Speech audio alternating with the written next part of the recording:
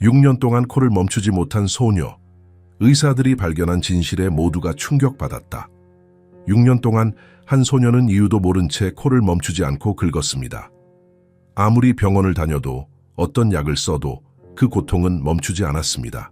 사람들은 그냥 습관이겠지라고 말했고 의사들은 예민한 아이라고 했습니다. 하지만 단 한 사람만이 이 아이의 몸이 아닌 영혼이 울고 있다는 걸 알아챘습니다.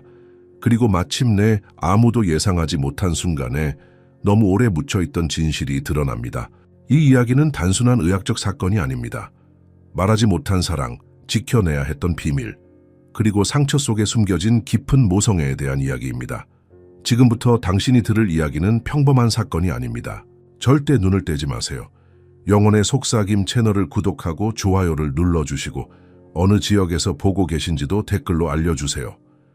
안개가 자욱한 안동의 이른 아침, 차가운 공기가 창문을 통해 초등학교 교실로 스며들었다. 교실 맨 뒷자리, 9살 소연이가 앉아 있었다. 그녀의 손가락은 코를 계속 긁어서 빨갛게 부어 있었고 일부는 이미 상처가 나 있었다. 소연이의 얼굴에는 미소가 없었다. 사실 그녀는 절대 웃지 않았다. 소연아, 이 문제 풀어볼래? 김 선생님이 부드럽게 물었다. 교실이 갑자기 조용해졌다. 소연이는 천천히 고개를 들었지만 대답은 하지 않았다. 그저 공허한 눈빛으로 선생님을 바라볼 뿐이었다. 그 눈동자 깊숙이 무언가가 갇혀있는 듯했다. 또 말을 안 하네. 앞자리에 앉은 민지가 친구에게 속삭였다. 웃음소리가 교실에 퍼졌지만 소연이의 표정은 변하지 않았다. 그녀는 다시 손가락으로 코를 긁기 시작했다. 긁고 또 긁고 마치 코 안에 무언가가 들어있어 빼내고 싶은 것처럼. 한편 안동 외곽의 작은 마을에 있는 허름한 집에서는 혜진이 흙바닥을 쓸고 있었다. 마당에서 안개가 걷히는 것을 바라보던 그녀의 눈에는 말할 수 없는 슬픔이 담겨 있었다. 그녀가 이 마을에 온 지 6년이 되었지만 아무도 그녀에 대해 아는 것이 없었다. 6년 전 어느 날 그녀는 갓난아기를 안고 나타났을 뿐이었다. 질문을 받을 때마다 혜진은 그저 미소를 지을 뿐 답을 하지 않았다. 어떻게 그렇게 오래 비밀을 간직할 수 있을까? 마을 사람들이 수군거렸다. 남편은 어디 있는 거지? 하지만 혜진은 말하지 않았다. 그녀의 침묵은 마을 전체를 뒤덮었다. 혜진이 빨래를 널고 있을 때 전화벨이 울렸다. 그녀의 심장이 멈춘 듯했다. 전화는 절대 좋은 소식을 가져오지 않았다. 혜진 씨, 학교인데요. 목소리가 떨렸다. 소연이가 쓰러졌어요. 지금 바로 와주셔야 할 것 같아요. 혜진의 얼굴에서 모든 혈색이 빠져나갔다. 그녀는 대답 없이 전화를 끊고 옷도 제대로 갈아입지 않은 채 학교로 달려갔다. 교실 문을 열자 학생들이 둥글게 모여 있었다. 그 중앙에 소연이가 바닥에 누워 있었다. 그녀의 코에서는 피가 흐르고 있었다. 김 선생님이 수건으로 지혈하고 있었다. 어머님, 소연이가 갑자기 코를 너무 세게 긁더니 쓰러졌어요. 구급차를 불렀습니다. 혜진은 소연을 바라보았다. 그러나 놀랍게도 그녀의 얼굴에는 공포나 당황스러움이 아닌 마치 오래된 예감이 현실이 된 듯한 표정이 떠올랐다. 그녀는 천천히 딸에게 다가갔다. 다른 엄마들 같으면 소리를 지르거나 울부짖었을 상황에서 혜진은 놀라울 정도로 차분했다. 그녀는 딸의 이마에 손을 얹고 속삭였다. 또 시작되는구나. 구급차가 도착했고 소연이는 들것에 실려 나갔다. 혜진은 마치 그림자처럼 조용히 따라갔다. 아이들과 선생님들의 궁금한 시선이 그들을 뒤따랐다. 안동 지역 병원 응급실에서 의사들이 재빨리 소연이를 검사했다. 혜진은 병원 의자에 앉아 창밖을 바라보며 손을 꼭 쥐고 있었다. 젊은 레지던트 의사가 다가왔다. 처음 뵙겠습니다. 김준호 의사입니다. 따님의 상태가 안정됐습니다만 몇 가지 궁금한 점이 있네요. 혜진은 그를 바라보지 않았다. 소연이가 코를 긁는 증상이 얼마나 오래됐나요? 의사가 물었다. 혜진이 천천히 고개를 돌렸다. 그녀의 눈에는 눈물이 고여 있었다. 6년이요. 6년이요. 그렇게 오래됐다면 왜 지금까지 치료를 받지 않으셨죠? 혜진은 깊은 숨을 내쉬었다. 그녀의 입술이 떨렸다. 그녀의 몸이 내가 결코 말할 수 없었던 것을 말하려고 하는 거예요. 의사의 눈썹이 올라갔다. 무슨 말씀이신지. 그때 다른 의사가 방으로 들어왔다. CT 결과가 나왔습니다. 스크린에는 소연이의 코 내부 영상이 나타났다. 그곳에는 작지만 명확하게 보이는 어두운 물체가 깊숙이 박혀 있었다. 너무 작아서 최근에 들어간 것으로 보이지 않았다. 너무 오래되어서 심각한 손상을 줬을 것 같은 물체였다. 이것은 수석 의사가 화면을 가리켰다. 이물질입니다. 상당히 오랫동안 그곳에 있었던 것 같습니다. 준호 의사가 혜진을 바라보았다. 혹시 따님이 어릴 때 두부에 외상을 입은 적이 있나요? 아니면 무언가를 코에 넣었던 기억이 있나요? 혜진의 대답은 그저 공허한 눈빛뿐이었다. 그녀의 눈에서 한 방울의 눈물이 흘러내렸다. 그 눈물에는 6년간의 침묵, 6년간의 비밀, 6년간의 두려움이 담겨 있었다. 소연이가 회복실에서 눈을 떴다. 하얀 천장을 바라보던 그녀가 다시 코를 긁으려 했다. 안 돼, 소연아. 간호사가 부드럽게 그녀의 손을 잡았다. 더 이상 긁으면 안 돼. 소연이는 간호사를 바라보았다. 그녀의 눈에 처음으로 무언가 다른 감정이 스쳤다. 두려움이었다. 엄마, 그녀가 처음으로 입을 열었다. 그녀의 목소리는 오랫동안 사용되지 않은 악기처럼 갈라졌다. 엄마는 어디 있어요? 간호사는 놀랐다. 학교에서 온 보고서에 따르면 소연이는 거의 말을 하지 않았다. 엄마는 의사 선생님과 이야기 중이야. 간호사가 대답했다. 곧 올 거야. 소연이는 고개를 저었다. 엄마가 무서워해요. 항상 무서워해요. 무슨 일이 무서운데 소연아? 소연이의 눈에서 눈물이 흘러내렸다. 내 코 안에 있는 거요. 그게 말하기 시작하면 우리는 도망쳐야 해요. 간호사는 소연이의 손을 꼭 잡았다. 소연이의 말은 어린아이의 상상력일 수도 있었지만 그녀의 눈에 담긴 공포는 너무나 진짜였다. 의사의 사무실에서 혜진은 이제 더 이상 도망칠 수 없다는 것을 알았다. 6년 동안 그녀가 감춰온 모든 것이 이제 빗속으로 드러나려 하고 있었다. 소연이의 코에서 이물질을 제거하는 수술이 필요합니다. 의사가 말했다. 간단한 시술이긴 하지만 전신 마취가 필요할 것 같습니다. 혜진의 손이 떨렸다. 그게 뭔지 알 수 있나요? 그 안에 있는 게. 의사는 머리를 기울였다. 정확히는 알 수 없습니다. 하지만 CT상으로는 딱딱한 물체로 보입니다. 아마도 종이나 플라스틱 조각일 수 있습니다. 혜진의 얼굴이 창백해졌다. 그녀의 눈에서 무언가가 깨지는 소리가 들리는 듯했다. 준호 의사가 다가와 앉았다. 혜진 씨, 제가 볼 때 이건 단순한 의학적 문제 이상인 것 같습니다. 무슨 일이 있었는지 말씀해 주시겠어요? 혜진은 손을 꽉 쥐었다. 창문 밖으로 비가 내리기 시작했다. 그녀는 빗소리에 귀를 기울였다. 마치 6년 전 비가 내리던 그날을 기억하는 듯했다. 만약 그녀가 마침내 입을 열었다. 만약 진실이 소연이를 해치면 어쩌죠? 의사는 그녀의 눈을 바라보았다. 진실보다 더 해로운 것은 없습니다. 특히 그것이 몸 안에 6년 동안 갇혀 있었다면요. 혜진은 천천히 고개를 끄덕였다. 그녀의 어깨에서 6년간의 무게가 조금 내려앉는 듯했다. 수술을 진행하겠습니다. 그녀가 말했다. 하지만 한 가지 조건이 있어요. 무엇인가요? 혜진의 눈이 의사의 눈을 똑바로 바라보았다. 그녀의 목소리는 작았지만 단호했다. 제발, 거기서 뭐가 나오든지 저에게 알려주지 마세요. 그냥 버려주세요. 의사는 혼란스러운 표정을 지었다. 그건 불가능합니다. 의학적으로 중요한 발견이 될 수 있고 법적으로도. 그럼 저는 소연이를 데리고 갈 거예요. 혜진이 갑자기 일어섰다. 지금 당장. 잠깐만요. 준호 의사가 그녀의 손을 잡았다. 소연이를 생각해 보세요. 그 아이는 6년 동안 고통받아 왔습니다. 혜진의 눈에서 눈물이 흘러내렸다. 그건 제 잘못이에요. 밖에서 천둥 소리가 들렸다. 번개가 병실을 순간적으로 밝혔다. 소연이는 침대에 앉아 창밖을 바라보고 있었다. 빗방울이 창문을 타고 흐르는 모습이 마치 누군가의 눈물처럼 보였다. 그녀는 다시 코를 긁었다. 이번에는 더 세게, 더 필사적으로. 소연아, 그만해. 간호사가 달려왔다. 그게 움직여요. 소연이가 속삭였다. 내 안에서 움직여요. 왜 아무도 믿어주지 않아요? 그 순간 소연이의 코에서 다시 피가 흘러내렸다. 하지만 이번에는 더 많은 양이었다. 그리고 피와 함께 작고 얇은 종이 조각의 끝이 살짝 보였다가 사라졌다. 간호사가 놀라서 의사를 불렀다. 소연이는 간호사의 손을 꽉 잡았다. 그게 이제 나오려고 해요. 그녀의 목소리가 떨렸다. 그럼 엄마는 다시 도망쳐야 할 거예요. 그리고 이번에는 저를 두고 갈지도 몰라요. 천둥이 다시 울렸다. 병원 복도에서 발소리가 빠르게 다가왔다.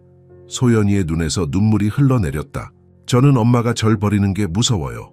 하지만 더 무서운 건 내 코 속에 있는 것이 말하기 시작하는 거예요. 의사들이 방으로 들어왔다. 혜진이 문간에 서 있었다. 그녀의 눈은 공포로 가득 차 있었다. 엄마지. 소연이가 외쳤다. 혜진은 천천히 딸에게 다가갔다. 그녀는 소연이의 이마에 손을 얹고 속삭였다. 괜찮아. 이제 모든 게 끝날 거야. 그 순간 또 다른 천둥 소리와 함께 소연이의 눈이 감겼다. 그녀는 의식을 잃었다. 응급수술 준비하세요. 의사가 외쳤다. 혜진은 무력하게 바라볼 수밖에 없었다. 6년 동안 그녀가 숨겨온 비밀이 이제 빛 속으로 나오려 하고 있었다. 그리고 그녀는 그것을 막을 수 없었다.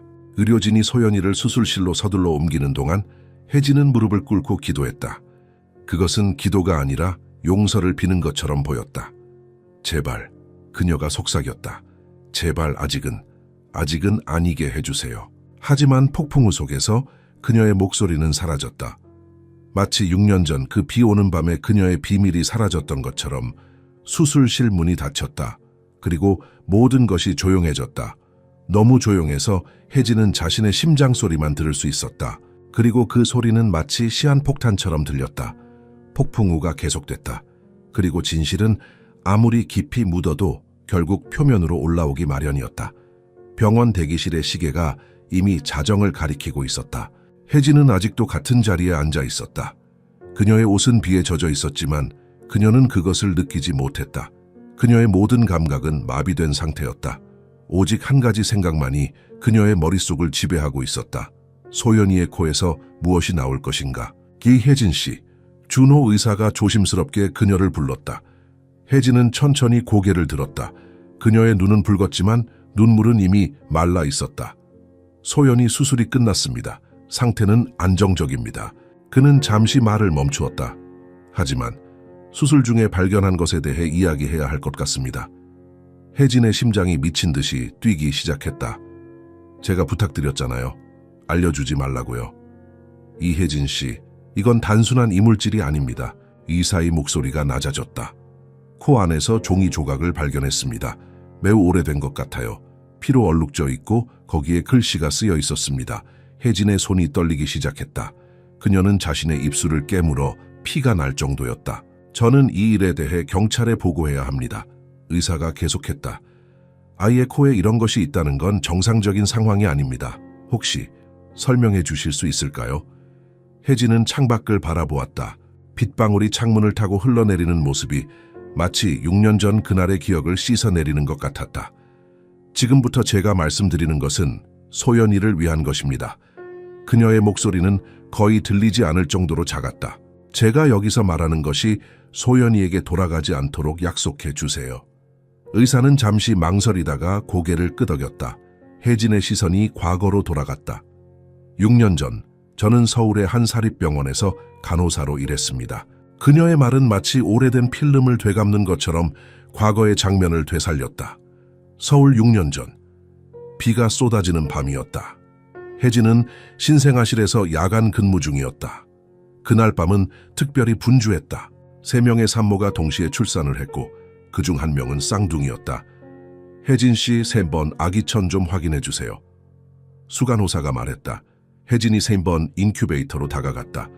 그곳에는 작은 여자 아기가 누워 있었다. 태어난 지 몇 시간 되지 않은 아기였지만 그 얼굴은 이상할 정도로 평온했다. 천개를 꺼내려는 순간 혜진의 눈에 이상한 것이 들어왔다. 아기의 차트에 2개의 이름이 쓰여 있었다. 하나는 깨끗하게 적혀 있었고 다른 하나는 흐릿하게 지워져 있었다. 이상하네. 혜진이 중얼거렸다. 그때 병원장이 신생아실로 들어왔다. 그는 평소와는 다르게 초조해 보였다. 3번 아기는 어디 있지? 그가 물었다. 혜진이 인큐베이터를 가리켰다. 여기요. 병원장은 아기의 차트를 확인하더니 얼굴이 굳어졌다. 이름이 잘못됐어. 이건 김소연이 아니야. 박지민이야. 혜진은 혼란스러웠다. 하지만 출생 기록에는 김소연으로. 그건 실수야. 병원장이 그녀의 말을 자르며 말했다. 지금 바로 수정해. 그리고 이 아이는 특별 관찰이 필요해. 5층 특실로 옮길 거야. 5층? 혜진은 더욱 혼란스러웠다. 5층은 신생아실이 아니었다. 그곳은 병원의 VIP 병동이었다.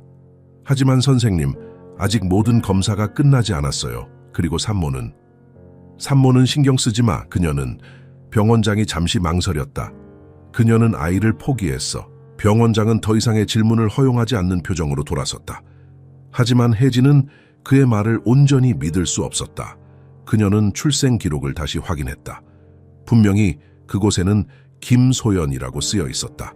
그리고 산모의 이름은 김미라였다.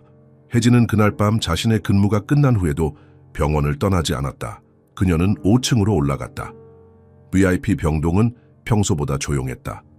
마침 그곳의 간호사가 잠시 자리를 비운 틈을 타 혜진은 컴퓨터를 확인했다. 그녀가 본 것은 충격적이었다. 컴퓨터 화면에는 박지민이라는 이름의 입원 기록이 있었다. 생년월일은 어제였다. 하지만 부모의 이름은 김미라가 아닌 박성준과 이영희였다. 두 사람은 서울의 유명한 재벌가 사람들이었다. 이게 무슨... 혜진의 머릿속에 끔찍한 의심이 들기 시작했다. 그녀는 급히 신생아실로 돌아갔다. 출생 기록을 다시 확인하자 이제 거기에는 김소연이 아닌 사산이라고 쓰여 있었다. 산모 김미라의 아기는 공식적으로 사망한 것으로 기록되어 있었다. 그날 밤 혜진은 병원 기록실에 침입했다. 그녀는 지난 몇 년간의 출생 및 사망 기록을 확인했다. 그리고 그녀가 발견한 것은 그녀의 최악의 의심을 확인시켜 주었다.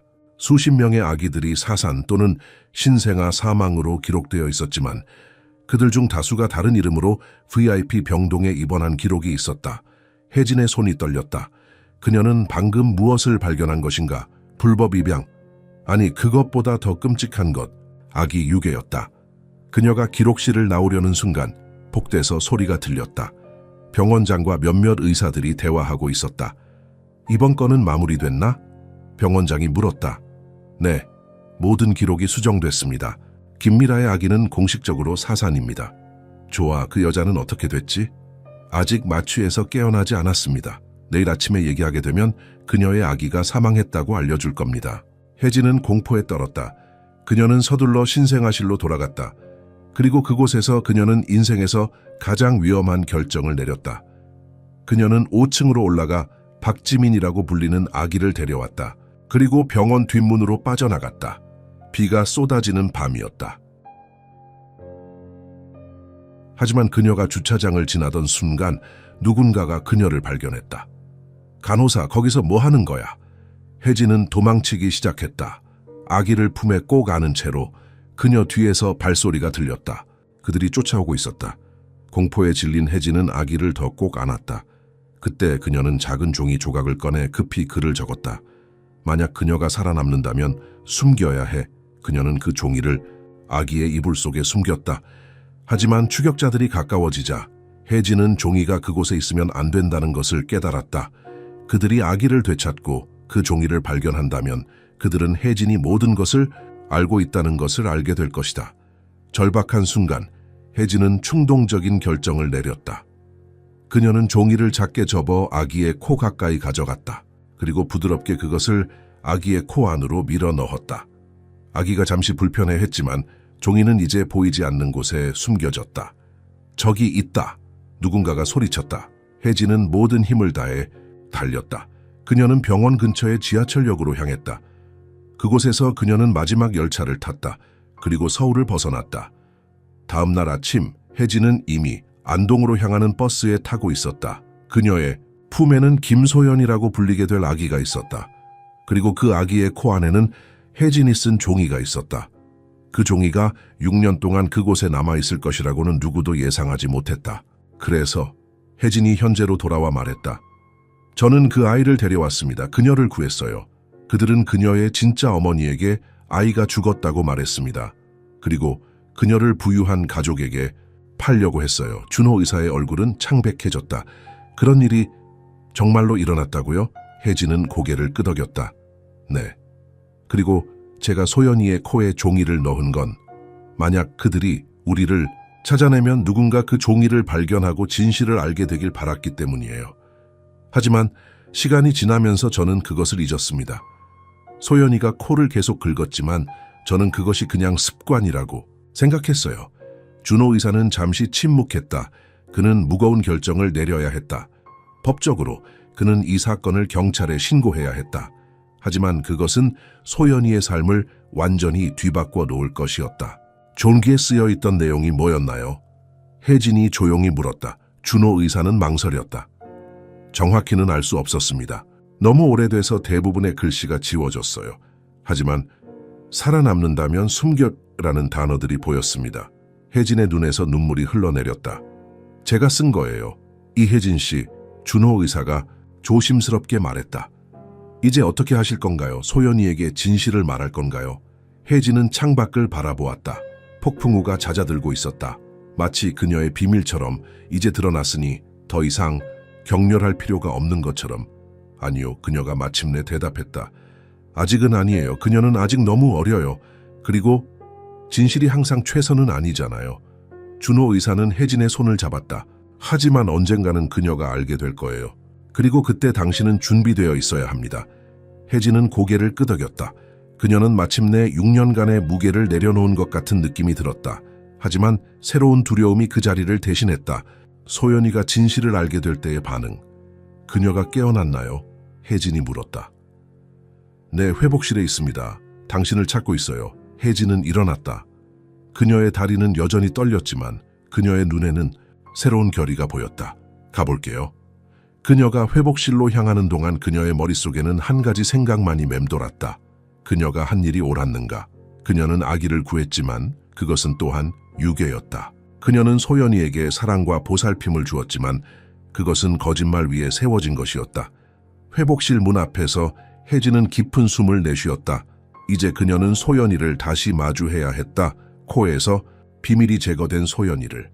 그리고 비밀을 아는 의사들이 있는 병원에서 그녀는 얼마나 오래 이 진실을 숨길 수 있을까? 문을 열자 소연이가 침대에 누워 있었다. 그녀의 코에는 작은 붕대가 붙어 있었다. 그녀는 창밖을 바라보고 있었다. 소연아, 혜진이 불렀다. 소연이가 천천히 고개를 돌렸다. 그녀의 눈에는 혜진이 전에 본 적 없는 표정이 있었다. 그것은 마치 안도감처럼 보였다. 엄마, 소연이가 말했다. 이제 코가 아프지 않아요. 그 순간 혜진은 깨달았다. 소연이는 6년 동안 그 종이 때문에 고통받아 왔다. 그것은 단순한 습관이 아니었다. 그것은 그녀의 몸이 이물질을 빼내려는 시도였다. 그리고 이제 그것이 사라졌다. 그래, 이제 다 나았어. 혜진이 소연이의 손을 잡으며 말했다. 소연이는 미소를 지었다. 혜진이 6년 만에 처음 보는 미소였다. 밖에서 비가 그쳤다. 그리고 새로운 날이 시작되었다. 그러나 혜진은 이것이 끝이 아니라는 것을 알았다. 이것은 단지 새로운 시작일 뿐이었다. 그리고 그 시작은 6년 전 결코 존재하지 않았던 해에 시작된 이야기의 계속이었다. 안동병원의 수술실은 깊은 밤의 고요함에 휩싸여 있었다. 오직 심장 모니터의 규칙적인 비프음과 의료진의 조용한 대화만이 그 침묵을 깨뜨렸다. 소연은 마취 상태로 수술대 위에 누워 있었다. 그녀의 작은 얼굴은 밝은 수술등 아래에서 창백하게 빛났다. 수술을 시작하겠습니다. 박민수 의사가 말했다. 그는 안동병원의 최고 이비인후과 전문의였다. 내시경을 준비해주세요. 간호사가 도구를 건넸다. 박 의사는 조심스럽게 내시경을 소연의 코 안으로 밀어 넣었다. 모니터에는 소연의 비강 내부가 크게 확대되어 보였다. 여기 있네요. 그가 지적했다. 비중격 깊은 곳에 이물질이 보입니다. 준호 의사는 모니터를 응시했다. 어떻게 그렇게 깊숙이 들어갔을까요? 아마도 오랜 시간에 걸쳐 점점 더 안으로 들어간 것 같습니다. 박 의사가 설명했다. 아이가 계속 코를 긁었다고 했죠. 그것이 이물질을 더 깊숙이 밀어 넣었을 수 있습니다. 준호 의사는 고개를 끄덕였지만 그의 마음은 혜진이 말한 이야기로 가득 차 있었다. 그 종이가 정말로 6년 전에 쓰여진 것이라면, 그리고 혜진의 이야기가 사실이라면 그들은 지금 단순한 이물질 제거 수술이 아닌 오래된 범죄의 증거를 발견하는 중이었다. 집게를 주세요. 박 의사가 요청했다. 그는 조심스럽게 이물질을 붙잡았다. 그것은 예상대로 종이처럼 보였다. 하지만 놀랍게도 그것은 아직도 어느 정도 형태를 유지하고 있었다. 마치 코 안의 습기와 점액이 그것을 일종의 보존 상태로 만든 것처럼. 조심스럽게 빼내겠습니다. 박 의사가 말했다. 모든 사람이 숨을 죽인 채 지켜보았다. 박 의사는 극도의 주의를 기울여 종이를 당겼다. 그리고 마침내 그것은 완전히 빠져나왔다. 성공했습니다. 그가 안도의 숨을 내쉬며 말했다. 준호 의사는 즉시 다가갔다. 종이는 작고 접혀 있었으며 갈색으로 변색되어 있었다. 하지만 분명히 그것은 종이였다. 그리고 그 위에는 희미하게 글씨가 보였다. 페트리 접시에 담아주세요. 준호 의사가 요청했다. 조심스럽게 다뤄야 합니다. 간호사가 깨끗한 페트리 접시를 가져왔고 박 의사는 조심스럽게 종이를 그 안에 놓았다.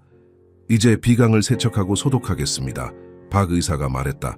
출혈은 미미합니다. 예상보다 훨씬 상태가 좋네요. 준호 의사는 거의 듣지 않고 있었다.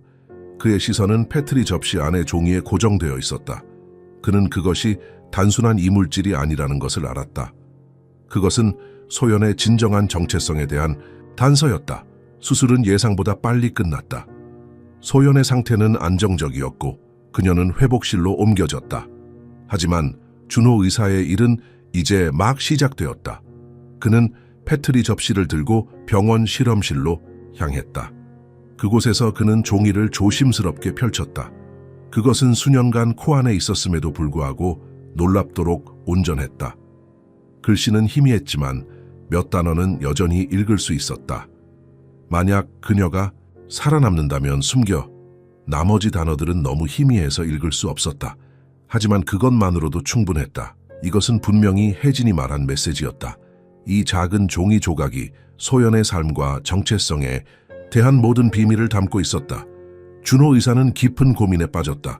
법적으로 그는 이 발견을 병원장과 경찰에 보고해야 했다. 하지만 그렇게 하면 혜진과 소연의 삶이 영원히 바뀔 것이었다. 혜진은 아기 유괴 혐의로 체포될 수 있었고 소연은 6년간의 생활이 모두 거짓이었다는 것을 알게 될 것이었다. 그는 시계를 보았다. 새벽 3시였다. 병원장은 아침까지 출근하지 않을 것이었다. 그는 시간이 있었다. 결정을 내리기 전에 그는 혜진의 이야기가 사실인지 확인하고 싶었다.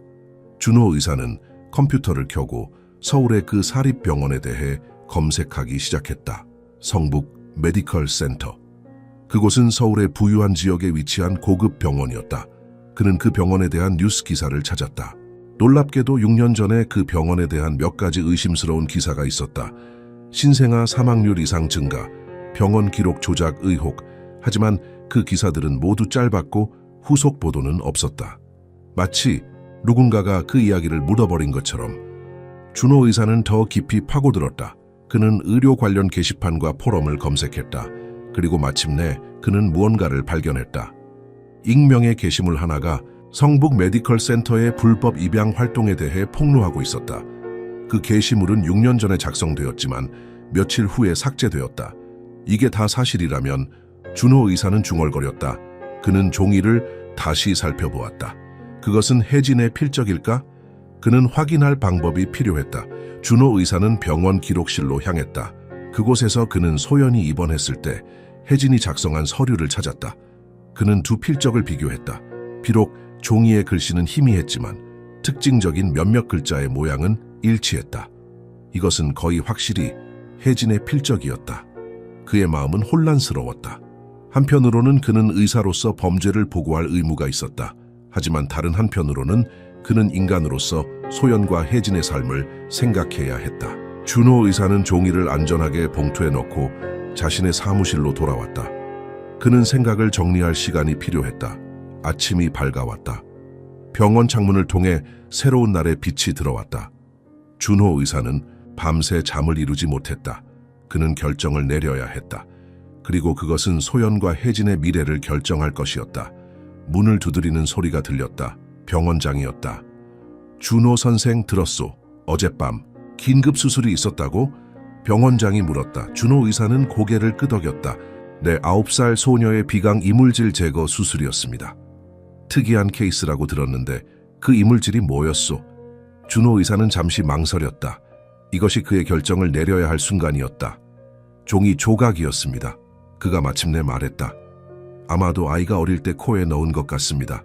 특별한 것은 없었습니다. 병원장은 고개를 끄덕였다. 아, 그래요? 어쨌든 수술이 성공적이었다니 다행이요. 그가 돌아서서 나가려는 순간 준호 의사가 그를 불렀다. 병원장님, 혹시 성북 메디컬 센터라는 병원을 아십니까? 병원장이 갑자기 얼어붙은 듯 했다. 왜 그걸 물어보? 그냥 궁금해서요. 그곳에서 연수를 받을 기회가 있어서요. 병원장의 표정이 부드러워졌다. 아, 그래요? 좋은 병원이요. 하지만 몇 년 전에 몇 가지 문제가 있었다고 들었소. 정확히 기억나지는 않지만 준호 의사는 고개를 끄덕였다. 감사합니다. 병원장이 나간 후 준호 의사는 깊은 숨을 내쉬었다. 그는 이제 알았다. 혜진의 이야기는 사실이었다. 그리고 그는 결정을 내렸다. 그는 종이를 보관하고 있던 봉투를 꺼냈다. 그리고 천천히 그것을 찢기 시작했다. 작은 조각들로 더 이상 복원할 수 없을 정도로. 그는 그 조각들을 휴지통에 버렸다. 그런 다음 그는 컴퓨터로 돌아가 수술 보고서를 작성했다. 그는 단순히 비특이적 이물질, 성공적으로 제거됨이라고 적었다. 더 이상의 상세한 내용은 없었다. 준호 의사는 소연의 회복실로 향했다. 소연은 이제 깨어나 있었고 혜진은 그녀의 옆에 앉아 있었다. 안녕하세요, 소연아. 기분이 어때? 준호 의사가 물었다. 소연은 약하게 미소 지었다. 괜찮아요. 코가 조금 아프지만 전보다는 훨씬 나아요. 혜진은 준호 의사를 바라보았다. 그녀의 눈에는 질문이 가득했다. 혜진 씨, 잠시 이야기 좀 할 수 있을까요? 준호 의사가 물었다. 그들은 복도로 나왔다. 수술은 성공적이었습니다. 준호 의사가 말했다. 이물질을 완전히 제거했고 소연이의 상태는 안정적입니다. 혜진은 긴장한 표정으로 물었다. 그리고 그 종이는요? 준호 의사는 잠시 침묵했다. 이물질은 너무 오래되어 거의 분해되었습니다. 어떤 메시지가 있었는지 확인할 수 없었어요. 혜진의 얼굴에 안도의 표정이 스쳤다. 그래요? 그럼 이제 어떻게 되는 건가요? 소연이는 오늘 하루 더 병원에 있다가 내일 퇴원할 수 있습니다. 그리고 준호 의사는 목소리를 낮췄다. 이 일은 여기서 끝납니다. 수술, 보고서에는 단순 이물질 제거로만 기록했습니다. 혜진의 눈에 눈물이 고였다. 왜 그렇게 하셨나요? 준호 의사는 부드럽게 미소 지었다. 때로는 의학적 진실보다 더 중요한 것이 있다고 생각합니다. 소연이의 행복이 그중 하나예요. 혜진은 감사의 마음을 담아 준호 의사의 손을 잡았다. 고맙습니다. 하지만 혜진 씨, 준호 의사가 진지한 표정으로 말했다. 언젠가는 소연이에게 진실을 말해줘야 할 거예요. 그녀는 알 권리가 있습니다. 혜진은 고개를 끄덕였다. 알아요. 하지만 지금은 아니에요. 그녀가 더 성장한 후에. 준호 의사는 동의했다. 그리고 그 병원에 대한 진실도 언젠가는 밝혀져야 할 거예요. 당신만이 그들의 범죄를 증언할 수 있는 사람일 수도 있습니다. 혜진의 표정이 어두워졌다. 그들은 강력합니다. 그리고 제가 그들에게 맞서면 소연이도 위험해질 수 있어요. 이해합니다. 하지만 정의는 언젠가 이루어져야 해요. 그들은 다시 소연의 방으로 돌아왔다. 소연은 창밖을 바라보고 있었다. 그녀의 얼굴에는 평화로운 표정이 있었다. 6년 만에 처음으로 그녀는 코를 긁지 않고 있었다. 소연아, 좋은 소식이 있어. 혜진이 말했다. 내일 집에 갈 수 있대. 소연이 미소 지었다. 정말요? 다행이다. 준호 의사는 소연을 지켜보았다. 그녀는 자신의 정체성에 대한 진실을 알지 못했다. 그녀는 자신이 누구인지 어디서 왔는지 모르고 있었다. 하지만 그녀는 행복해 보였다. 그리고 어쩌면 지금은 그것이 가장 중요한 것일지도 모른다. 그날 밤 준호 의사는 자신의 아파트로 돌아왔다. 그는 결코 인정하지 않겠지만 그는 증거를 완전히 파괴하지는 않았다. 종이의 작은 조각 하나, 글씨가 있는 부분을 그는 보관했다. 언젠가 진실이 필요할 때를 위해. 그는 창밖을 바라보았다. 안동의 밤하늘에 별들이 빛나고 있었다. 그리고 그는 생각했다. 우리 모두는 우리만의 비밀을 가지고 있다. 때로는 그 비밀이 우리를 지배하고 때로는 우리가 그 비밀을 지배한다. 소연의 경우 그녀의 비밀은 이제 제거되었다. 하지만 혜진의 비밀은 여전히 남아있었다. 그리고 그것은 언젠가 빛 속으로 나올 것이다. 준호 의사는 깊은 숨을 내쉬었다. 그는 오늘 의사로서의 서약을 어겼을지도 모른다. 하지만 그는 인간으로서의 양심을 따랐다. 그리고 그는 그것이 옳은 선택이었기를 바랐다. 서울의 번화하게 위치한 성북 메디컬 그룹 본사 건물 최상층, 정재호 이사장은 창밖으로 펼쳐진 도시의 정령을 내려다보고 있었다. 그의 사무실은 권력과 부를 상징하는 모든 요소로 꾸며져 있었다. 벽에는 그가 정치인들, 유명 인사들과 함께 찍은 사진들이 걸려 있었고 책장에는 의학 서적과 상패들이 가지런히 놓여 있었다. 그의 책상 위에는 방금 받은 팩스 한 장이 놓여 있었다. 안동 지역 병원에서 보낸 것이었다. 그것은 9살 소녀의 코에서 이물질이 발견되었다는 짧은 보고서였다. 대부분의 사람들에게 이것은 별 의미 없는 정보였지만 정 이사장의 손은 미세하게 떨리고 있었다. 들어오세요. 그가 문을 두드리는 소리에 대답했다. 비서가 들어와 정중하게 인사했다. 이사장님, 김영호 실장님이 도착하셨습니다. 보내주세요. 잠시 후 50대 중반의 날카로운 눈매를 가진 남자가 사무실로 들어왔다. 그는 성북 메디컬 그룹의 의무기록실을 담당하는 실장이었다. 앉으세요, 영호 씨. 정 이사장이 말했다. 김영호는 앉으며 묻었다. 무슨 일로 저를 부르셨습니까? 정 이사장은 책상 위에 팩스를 밀어 보였다. 이것 좀 보시오. 김영호는 팩스를 읽고 얼굴색이 변했다. 이것이 혹시... 그래, 6년 전 사건과 관련이 있을 수 있소. 정 이사장이 말했다. 기억나요? 그때 사라진 그 간호사와 아기. 김영호는 불편하게 자세를 고쳐 앉았다.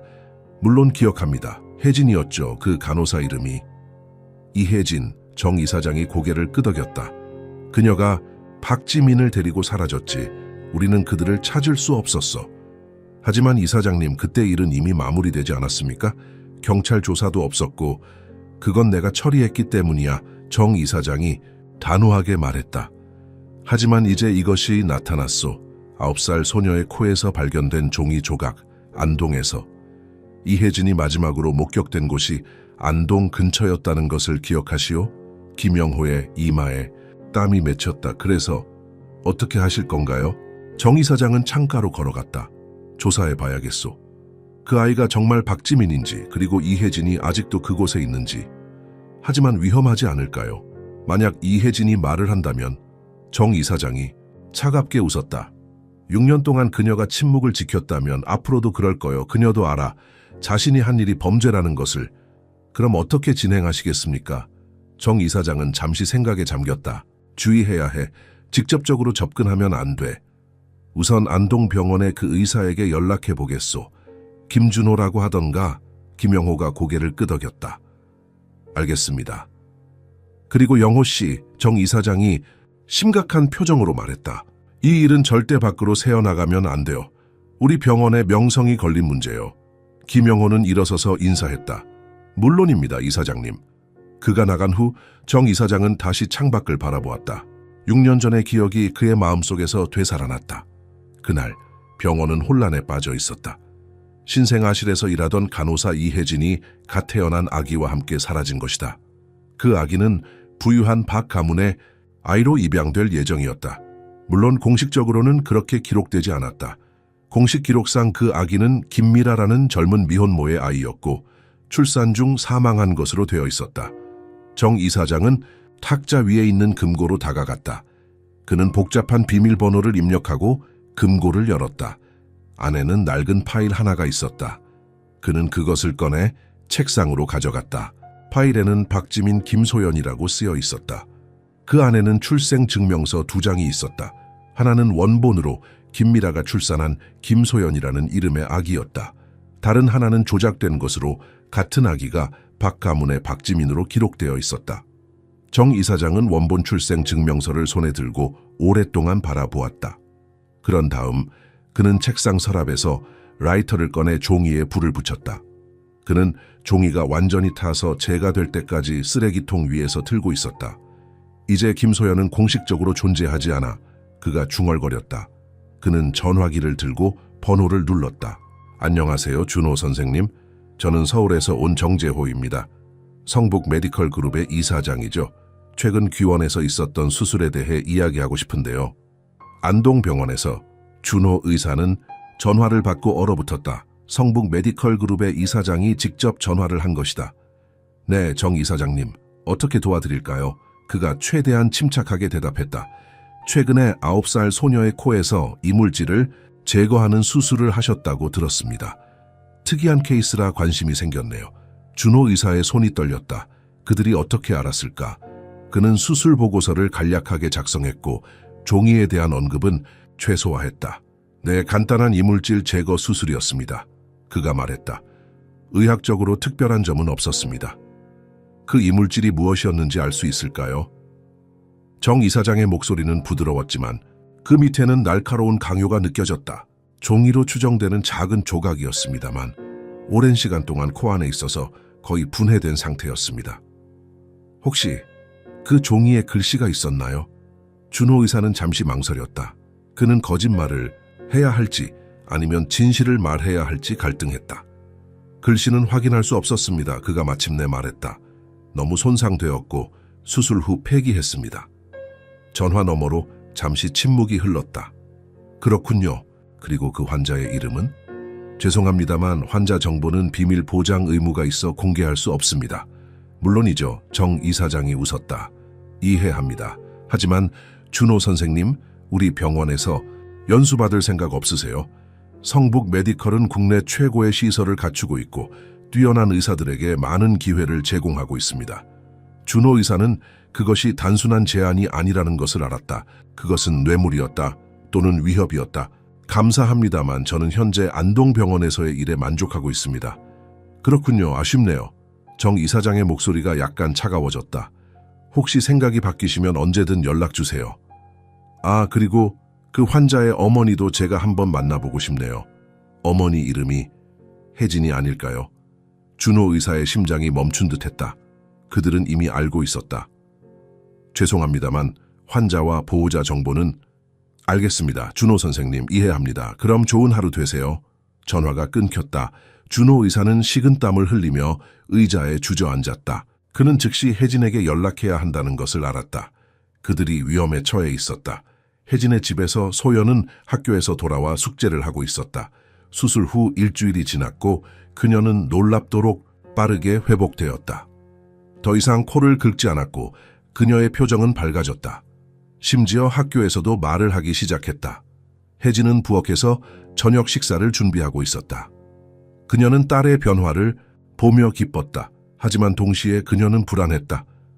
준호 의사가 비밀을 지켜주었지만 언제까지 그럴 수 있을지 확신할 수 없었다.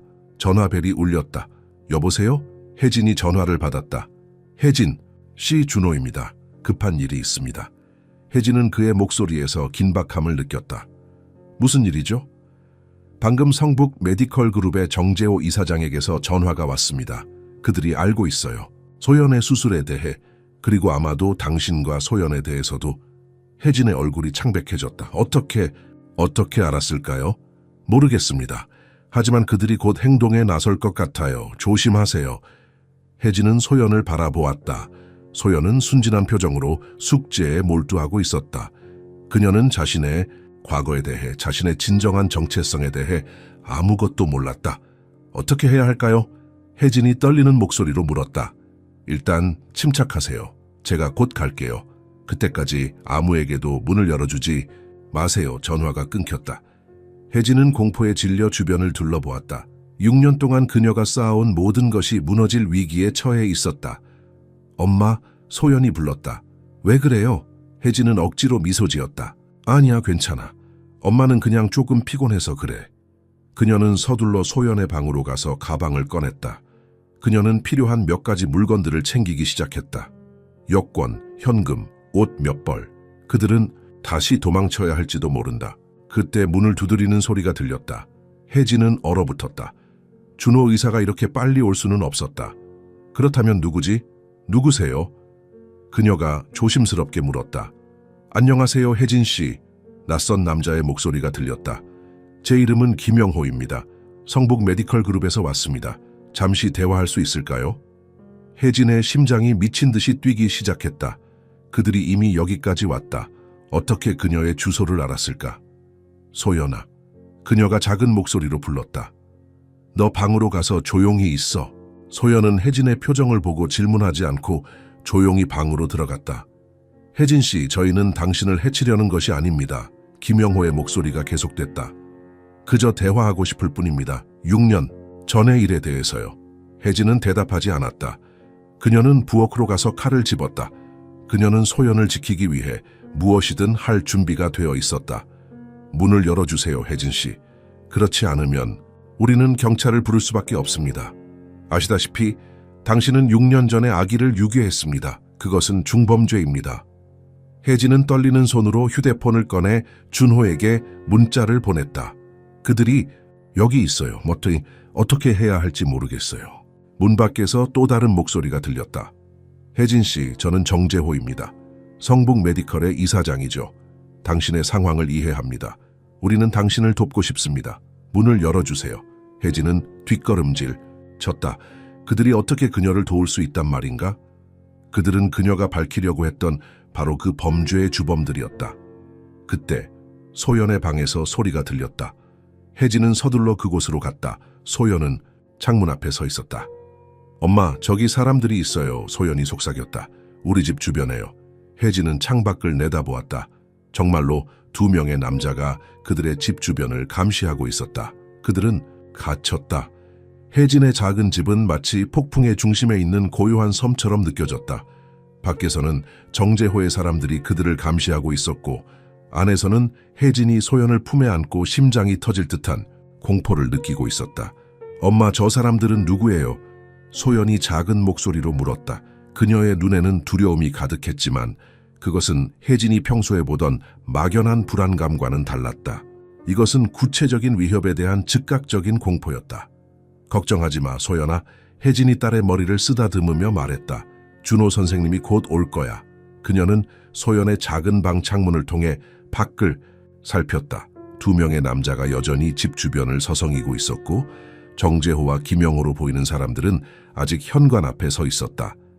혜진 씨, 이렇게 계속 기다릴 수는 없습니다. 정재호의 목소리가 문을 통해 들려왔다. 우리는 단지 이야기를 나누고 싶을 뿐입니다. 소연이를 해치려는 것이 아닙니다. 그가 소연의 이름을 언급하자 혜진의 등골이 오싹해졌다. 그들은 이미 너무 많은 것을 알고 있었다. 혜진의 전화가 진동했다. 준호의 문자였다. 5분 내로 도착합니다. 절대 문을 열지 마세요. 경찰도 불렀습니다. 엄마, 무서워요. 소연이 울먹였다. 혜진은 딸을 더 꽉 안았다. 괜찮아, 소연아. 엄마가 지켜줄게. 그때 갑자기 유리 깨지는 소리가 들렸다. 누군가가 부엌 창문을 깨고 들어오려는 듯했다. 혜진은 재빨리 행동했다. 소연아, 내 말 잘 들어.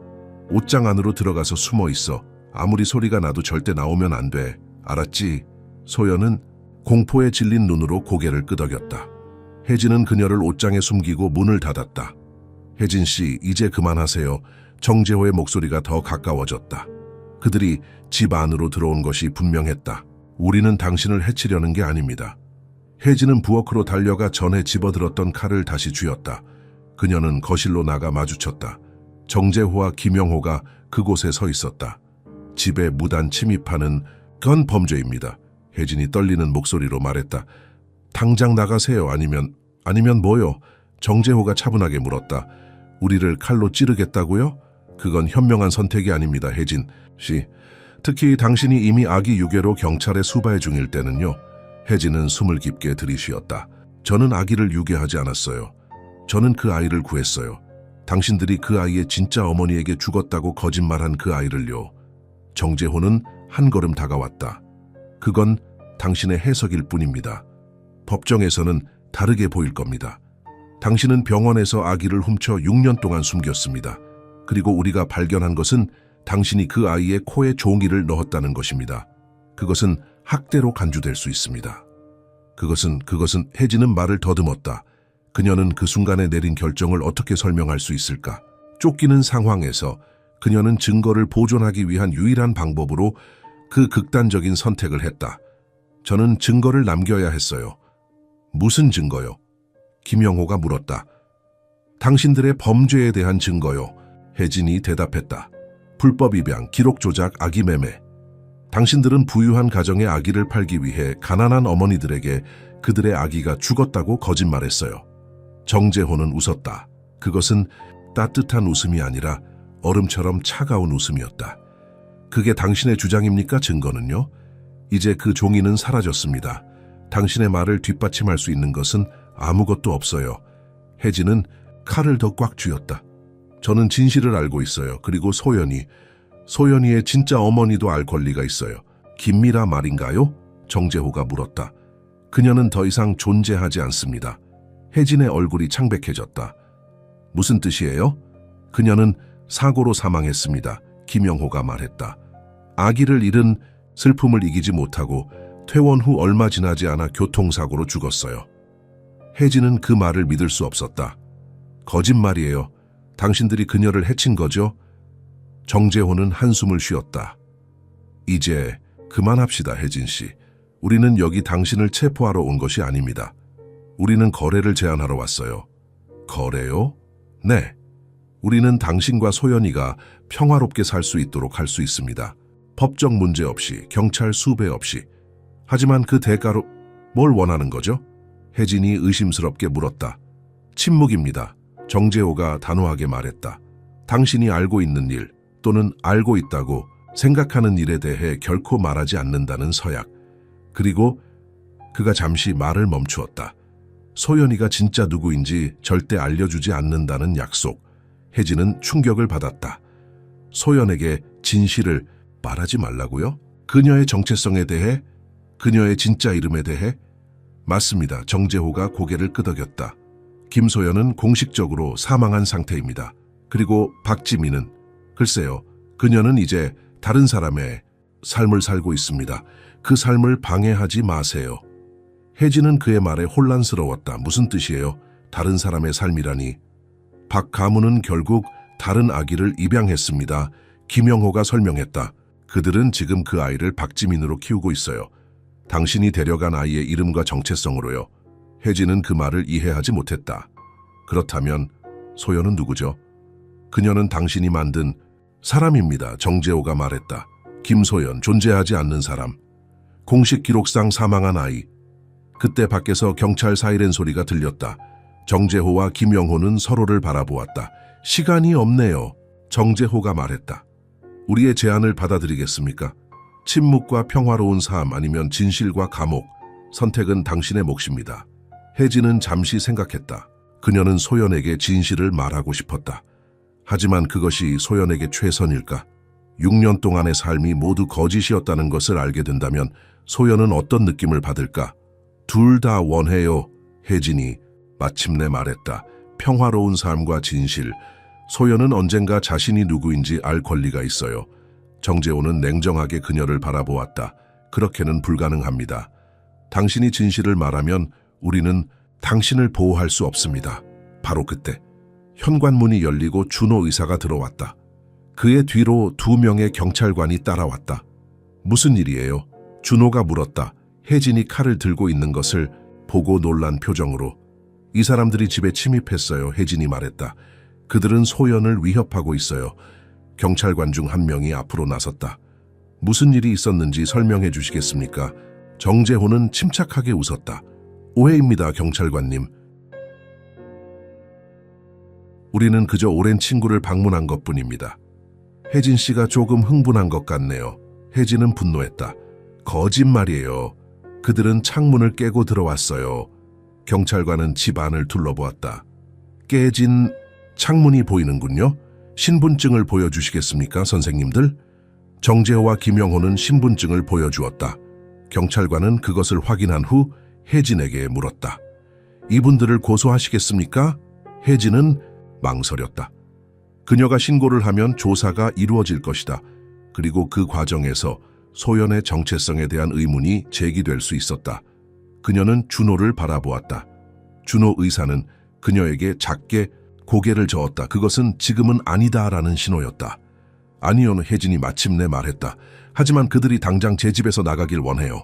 경찰관은 고개를 끄덕였다. 알겠습니다, 선생님들. 이분이 원하지 않으니 나가주시겠습니까? 정재호는 미소 지었다.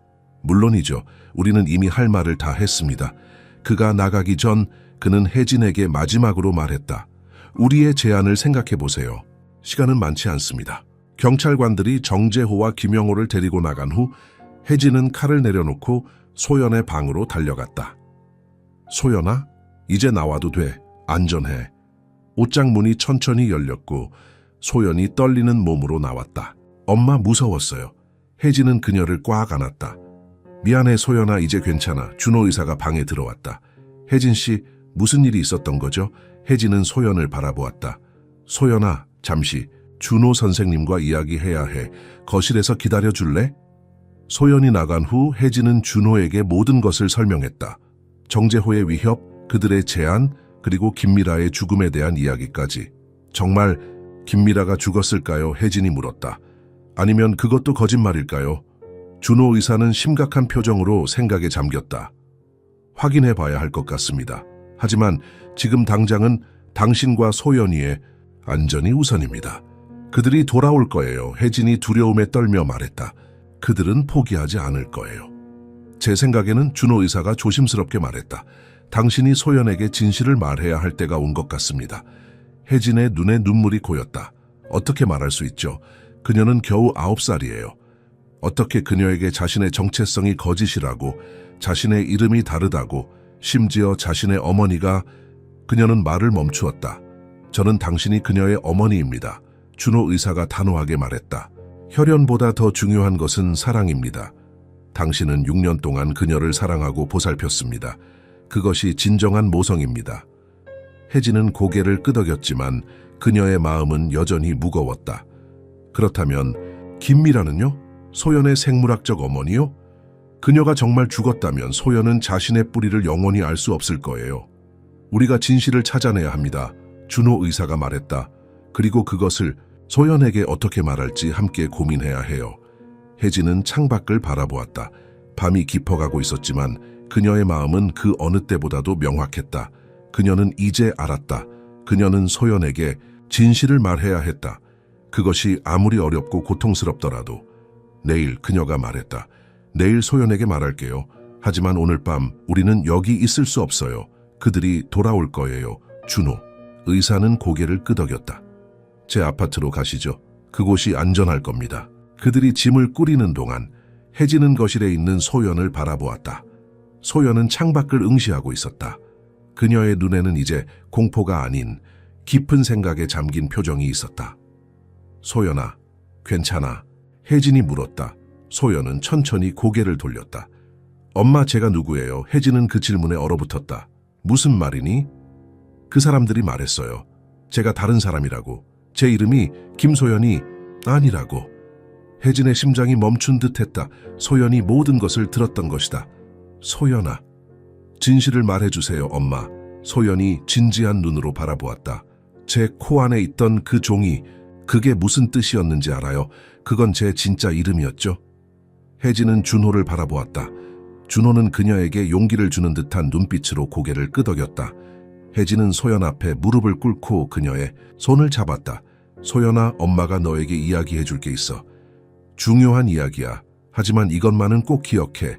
네가 누구든 어떤 이름을 갖고 있든 엄마는 항상 너를 사랑해. 그것은 절대 변하지 않아. 소연의 눈에 눈물이 고였지만 그녀는 용감하게 고개를 끄덕였다. 알아요, 엄마. 저도 엄마를 사랑해요. 그리고 그렇게 혜진은 6년 동안 숨겨온 진실을 말하기 시작했다. 몸이 숨겨온 진실, 이제는 더 이상 숨길 수 없는 진실을. 준호의 아파트는 안동 시내에서 가장 높은 건물 중 하나인 햇살 아파트 12층에 있었다. 그곳에서는 도시 전체가 내려다 보였고 멀리 산들이 보였다. 소연은 창가에 서서 밤의 불빛들을 바라보고 있었다. 어젯밤 혜진이 들려준 이야기는 그녀의 작은 세계를 완전히 뒤흔들어 놓았다. 소연아, 따뜻한 우유 마실래? 혜진이 부엌에서 불렀다. 소연은 고개를 끄덕였지만 창에서 시선을 떼지 않았다. 혜진은 조심스럽게 그녀에게 다가와 우유잔을 건넸다. 어떤 생각을 하고 있니? 혜진이 물었다. 소연은 잠시 침묵했다. 저는 제가 김소연이 아니라 박지민이라는 게 아직도 이상해요. 혜진은 깊은 숨을 내쉬었다. 어젯밤 그녀는 소연에게 모든 것을 말했다. 어떻게 그녀가 병원에서 아기를 구했는지, 어떻게 그들이 안동으로 도망쳐 왔는지, 그리고 왜 소연의 코에 그 종이가 있었는지까지.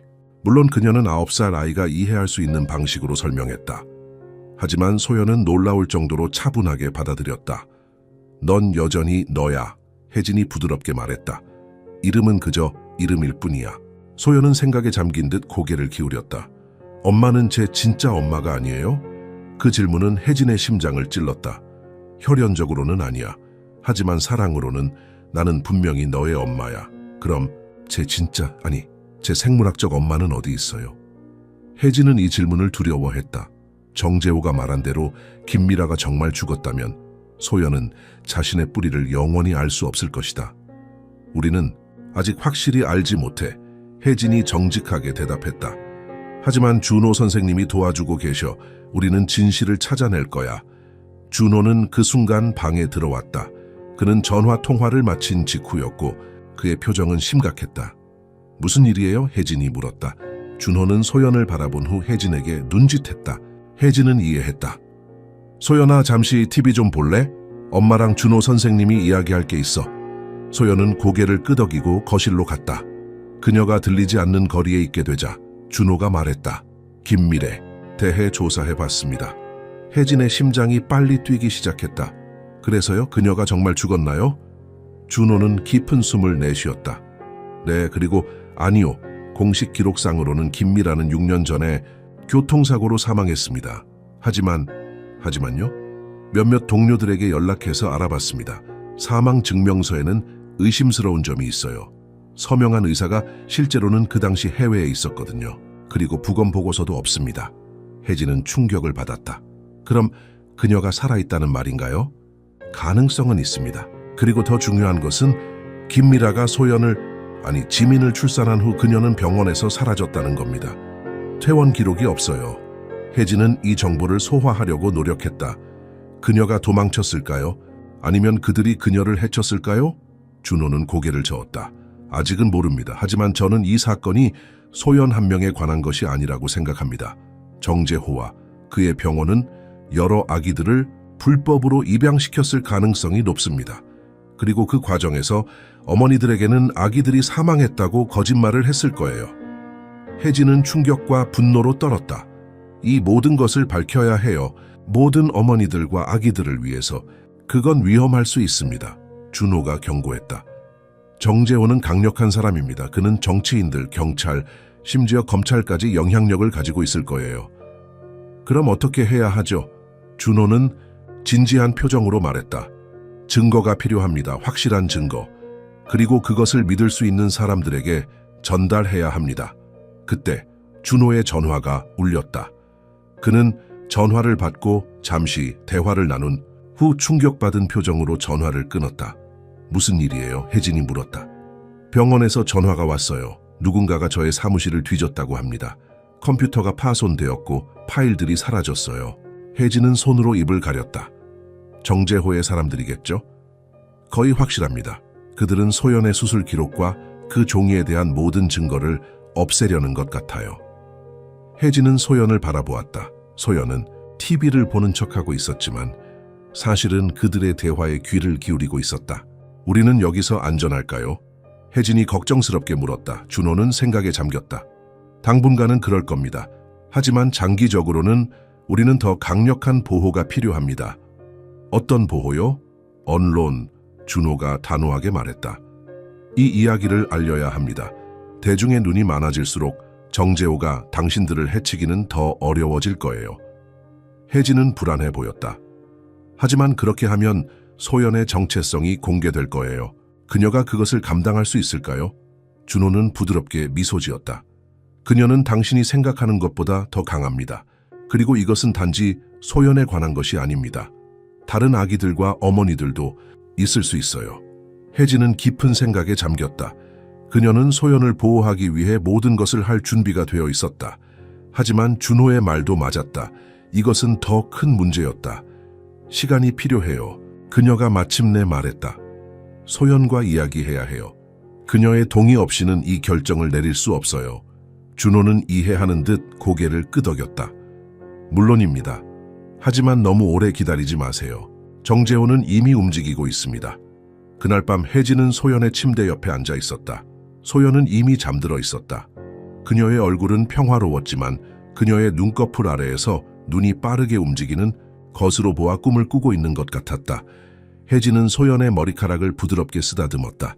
미안해, 내 딸. 그녀가 속삭였다. 엄마가 너에게 이런 고통을 줄 생각은 없었어. 그녀는 자신이 한 선택들을 다시 생각해 보았다. 6년 전 그녀는 아기를 구하기 위해 행동했다. 그것은 충동적인 결정이었지만 그녀는 후회하지 않았다. 하지만 이제 그 결정의 결과가 소연에게 닥치고 있었다. 소연은 이제 자신의 정체성에 대한 혼란과 불확실성을 겪고 있었다. 하지만 엄마는 절대 용서를 구하지 않을 거야. 혜진이 결심했다. 왜냐하면 네가 살아있고 안전하고 사랑받고 있기 때문이야. 그것은 절대 잘못된 일이 아니니까. 다음 날 아침 혜진과 소연 그리고 준호는 함께 아침 식사를 했다. 소연은 평소보다 조용했지만 그녀의 눈에는 결의가 보였다. 엄마, 그녀가 갑자기 말했다. 저는 제 생물학적 엄마를 찾고 싶어요. 혜진은 숟가락을 내려놓았다. 소연아, 제발요. 소연이 간절하게 말했다. 저는 알고 싶어요. 그분이 정말 살아계신지, 그리고 왜 저를 포기하셨는지. 혜진은 준호를 바라보았다. 준호는 그녀에게 작게 고개를 끄덕였다. 알겠어. 혜진이 마침내 말했다. 우리는 함께 찾아볼 거야. 하지만 그것은 쉽지 않을 수도 있어. 그리고 우리가 찾게 되더라도 그 결과가 네가 기대하는 것과 다를 수도 있어. 소연은 진지하게 고개를 끄덕였다. 알아요. 하지만 저는 준비됐어요. 혜진은 소연의 용기에 놀랐다. 9살 소녀가 이런 상황을 어떻게 이렇게 잘 받아들일 수 있을까? 소연아, 혜진이 조심스럽게 물었다. 너는 지금 어떤 기분이니 정말로? 소연은 잠시 생각했다. 그 혼란스러워요. 슬프기도 해요. 하지만 또 기뻐요. 기쁘다고? 소연이 고개를 끄덕였다. 네, 왜냐하면 이제 제 코가 아프지 않아요. 그리고 이제 왜 제가 항상 코를 긁었는지 알게 됐어요. 그건 제 몸이 말하려고 했던 거예요. 엄마가 말할 수 없었던 것을. 혜진의 눈에 눈물이 고였다. 소연의 말은 그녀에게 깊은 감동을 주었다. 그리고 또 하나 기쁜 것이 있어요. 소연이 계속했다. 이제 엄마가 더 이상 비밀을 간직하지 않아도 돼요. 그건 엄마를 아프게 했어요. 그렇죠? 혜진은 그저 고개를 끄덕일 수밖에 없었다. 그녀의 목구멍은 감정으로 막혀 있었다. 준호가 옆에서 그들의 대화를 지켜보며 미소 지었다. 소연아, 넌 정말 대단한 아이구나. 소연은 수줍게 웃었다. 그녀의 표정에는 어린 소녀의 순수함과 성숙한 이해가 동시에 담겨 있었다. 그럼 이제 어떻게 해야 할까요? 혜진이 준호에게 물었다. 준호는 심각한 표정으로 대답했다. 우선 소연의 생물학적 어머니를 찾아야 합니다. 그리고 동시에 정재호의 불법 행위에 대한 증거를 수집해야 합니다. 그건 위험하지 않을까요? 혜진이 걱정스럽게 물었다. 위험할 수 있습니다. 준호가 인정했다. 하지만 우리가 가만히 있으면 정재호는 계속해서 다른 아기들과 어머니들의 삶을 파괴할 것입니다. 혜진은 소연을 바라보았다. 그녀의 딸은 이제 더 이상 두려워하지 않았다. 소연의 눈에는 결의와 용기가 빛나고 있었다. 알겠어요, 혜진이 결심했다. 우리는 진실을 밝힐 거예요. 하지만 소연의 안전이 최우선입니다. 준호가 고개를 끄덕였다. 물론입니다. 그리고 저는 도움을 요청할 수 있는 사람들이 있습니다. 신뢰할 수 있는 기자, 그리고 정의로운 검사도 알고 있어요. 그들이 계획을 세우는 동안 혜진은 문득 깨달았다. 그녀는 6년 동안 용서를 구하지 않았다. 그녀는 소연을 구한 것을 후회하지 않았다. 그리고 이제 그녀는 정의를 위해 싸울 준비가 되어 있었다. 용서를 구하지 않는 어머니로서. 오늘 오후에 제가 알고 있는 기자를 만나러 갈 겁니다. 준호가 말했다. 그녀는 신뢰할 수 있는 사람이에요. 그녀에게 이 이야기를 들려주고 어떻게 진행할지 상담할 거예요. 저도 같이 가도 될까요? 소연이 갑자기 물었다. 혜진과 준호는 놀라서 서로를 바라보았다. 소연아, 그건 위험할 수 있어. 혜진이 걱정스럽게 말했다. 소연은 단호하게 고개를 저었다. 이건 제 이야기예요, 엄마. 저는 함께 하고 싶어요. 준호는 생각에 잠겼다. 사실 소연이가 직접 그녀의 경험을 말해준다면 그것은 더 강력한 영향을 줄 수 있을 거예요. 하지만 그녀의 얼굴은 공개되지 않아야 해요. 혜진이 단호하게 말했다. 소연의 신원은 보호되어야 합니다. 준호가 고개를 끄덕였다. 물론입니다. 우리는 그녀의 신원을 보호하기 위한 모든 조치를 취할 것입니다. 소연은 만족스럽게 미소 지었다. 고마워요, 엄마. 준호 삼촌. 혜진은 딸의 용기에 감동했다.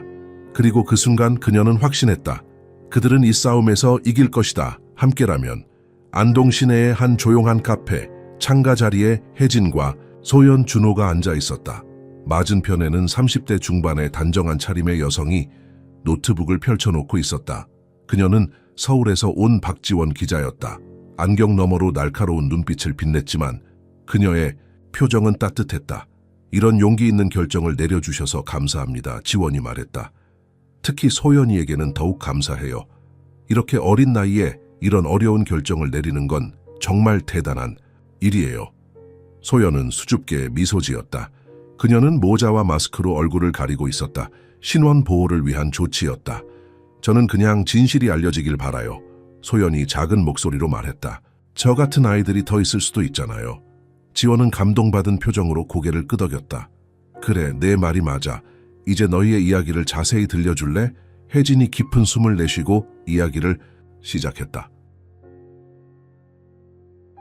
성북 메디컬 센터에서 근무하던 시절, 아기 매매 의혹을 발견한 것, 소연 당시 지민을 구출한 과정, 그리고 6년간의 도피 생활에 대해 준호는 의학적 측면에서 소연의 코에서 발견된 종이의 의미와 중요성을 설명했다. 지원은 모든 것을 꼼꼼히 기록했다. 증거는 있나요? 종이 조각이나 병원 기록 같은 것들. 준호가 머뭇거리며 작은 봉투를 꺼냈다. 사실 제가 종이, 조각의 일부를 보관했습니다. 모든 기록이 삭제되더라도 이것만은 남겨두어야 한다고 생각했어요. 혜진은 놀란 표정으로 준호를 바라보았다. 당신이 그것을 가지고 있었어요? 네, 죄송합니다 말씀드렸어야 했는데. 준호가 미안한 표정으로 말했다. 하지만 이것이 우리가 가진 유일한 물리적 증거입니다. 지원은 조심스럽게 봉투를 열어 그 안에 작은 종이 조각을 살펴보았다. 희미하게 살아남는다면 숨겨라는 글씨가 보였다. 이것은 정말 중요한 증거예요. 지원이 진지하게 말했다. 하지만 더 많은 것이 필요합니다. 다른 피해자들, 증인들, 그리고 김미라 씨에 대한 정보도요. 김미라 씨를 찾을 수 있을까요? 혜진이 희망을 담아 물었다. 지원은 잠시 생각에 잠겼다. 쉽지는 않겠지만 시도해볼 만해요. 제가 아는 사람들을 통해 알아보겠습니다. 이 이야기가 언제 보도될까요? 준호가 물었다. 철저한 사실 확인이 필요해요. 최소 일주일은 걸릴 겁니다. 그리고 여러분은 준비되어 있어야 해요. 이 기사가 나가면 정재호는 방역할 것입니다. 그는 강력한 인맥과 영향력을 가진 사람이에요. 혜진은 소연의 손을 꽉 잡았다. 우리는 준비되어 있어요. 더 이상 도망치지 않을 거예요. 카페를 나온 후 그들은 준호의 차를 타고 아파트로 돌아갔다. 소연은 뒷좌석에서 창밖을 바라보며 생각에 잠겨 있었다. 괜찮아, 소연아? 혜진이 걱정스럽게 물었다. 소연은 고개를 끄덕였다. 엄마, 우리가 이기게 될까요? 혜진과 준호는 시선을 교환했다. 그들은 소연에게 거짓 희망을 주고 싶지 않았지만 그녀의 용기를 꺾고 싶지도 않았다. 정의는 언젠가 승리한다고 생각해. 준호가 조심스럽게 대답했다. 하지만 그 과정이 쉽지는 않을 거야. 소연은 이해한다는 듯이 고개를 끄덕였다. 9살임에도 불구하고 그녀는 어른스러운 침착함을 보여주었다. 일주일이 지났다. 지원 기자는 종종 연락을 취하며 취재 진행 상황을 알려주었다. 그녀는 성북 메디컬 센터의 전직 직원들을 인터뷰했고 몇몇은 비슷한 사례들을 증언했다. 또한 김미라의 행방에 대한 단서도 조금씩 모이고 있었다. 그리고 마침내 그 기사가 발표되었다. 불법 아기 매매 의혹, 서울 유명 병원의 충격적인 비밀 기사는 온라인 뉴스 사이트의 메인 페이지를 장식했고 곧 다른 언론사들도 이 이야기를 다루기 시작했다. 소연의 사례는 익명으로 처리되었지만 그녀의 이야기는 기사의 중심이었다. 혜진의 증언과 준호의 의학적 분석, 그리고 그 작은 종이, 조각의 사진이 강력한 증거로 제시되었다. 뉴스가 퍼지자 소셜미디어에서는 격렬한 반응이 일어났다. 많은 사람들이 충격과 분노를 표현했고 일부는 유사한 경험을 했다며 나서기 시작했다. 그러나 동시에 정재호를 옹호하는 목소리도 있었다. 그들은 이 모든 것이 거짓이라고 주장했다. 혜진과 소연, 준호는 뉴스를 지켜보며 긴장된 시간을 보냈다. 그들은 정재호의 반응을 기다리고 있었다. 그것은 생각보다 빨리 왔다. 고소장을 받았습니다. 지원 기자가 전화로 알렸다. 정재호가 명예훼손으로 저희 신문사와 혜진 씨를 고소했어요. 혜진은 충격을 받았다. 그럼 이제 어떻게 되는 거죠? 법정 싸움이 될 것 같습니다. 지원이 설명했다. 하지만 걱정하지 마세요. 우리 신문사는 좋은 변호사들이 있고 저도 최선을 다해 더 많은 증거를 모을 거예요. 며칠 후 혜진은 법원 소환장을 받았다. 첫 번째 심리는 2주 후로 예정되어 있었다. 소연이는 법정에 나가야 할까요? 혜진이 준호에게 물었다. 준호는 머리를 저었다. 아직은 아닐 거예요. 초기 심리에서는 주로 법적 문제들이 다루어질 테니까요. 하지만 나중에는 증인으로 나서야 할 수도 있습니다. 혜진은 걱정스러운 표정으로 소연을 바라보았다. 소연은 소파에 앉아 책을 읽고 있었다.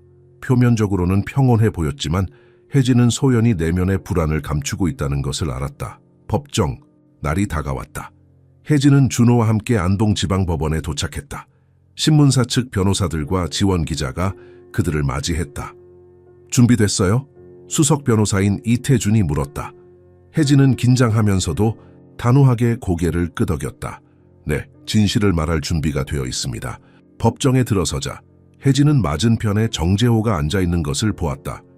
그는 비싼 정장을 입고 자신감 넘치는 표정을 짓고 있었다. 그의 옆에는 여러 명의 변호사들이 있었다. 재판이 시작되었다. 정재호 측 변호사는 혜진이 허위 사실을 퍼뜨려 성북 메디컬 센터의 명예를 훼손했다고 주장했다. 그들은 혜진이 정신적 문제를 가지고 있으며 소연을 유괴한 범죄자라고 묘사했다. 이혜진은 자신의 범죄를 은폐하기 위해 이런 터무니없는 이야기를 만들어냈습니다. 정재호의 변호사가 말했다. 그녀는 아기를 훔쳐 6년 동안 숨겼고 이제 자신의 행동을 정당화하기 위해 우리 의뢰인을 비방하고 있습니다. 혜진은 분노로 떨었지만 준호가 그녀의 손을 꽉 잡아주었다. 참으세요. 그가 속삭였다. 우리 차례가 올 거예요. 신문사 측 변호사인 이태준이 일어섰다.